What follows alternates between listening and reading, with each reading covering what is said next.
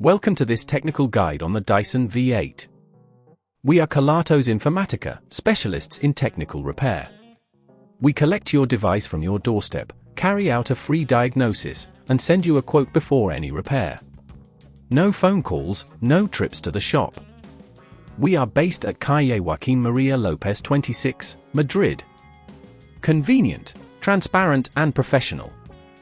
Link in the description. If your Dyson V8 isn't lasting as long as it used to, you're not alone. This is a common issue that many users face over time, usually due to battery wear. If left unresolved, your vacuum may become increasingly ineffective, making it difficult to clean your home efficiently. To fix this, we'll be replacing the battery, which can restore your Dyson V8 to its former glory. For this repair, you will need a replacement battery compatible with a Dyson V8, a Phillips screwdriver, a flathead screwdriver, and a soft cloth to protect your device during the repair. First, ensure your Dyson V8 is turned off and unplugged. You can start by using the Phillips screwdriver to remove the screws located at the back of the vacuum.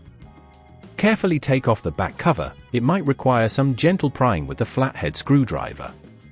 Be cautious not to apply too much force as you could damage the casing. Once the cover is off, you will see the battery compartment. The battery is usually secured with a couple of screws. Remove these screws with your Phillips screwdriver, then gently disconnect the battery cable by pulling it out from the connector. After that, you can easily lift the old battery out of its compartment. Take your new battery and position it in the same way the old one was installed. Connect the battery cable securely to the connector, ensuring it clicks into place. Now, replace the screws to secure the battery in the compartment. As you do this, avoid over-tightening, as this could strip the screws or damage the battery. Once the new battery is secured, replace the back cover by aligning it properly and pressing it into place. Reinsert the screws to hold the cover securely.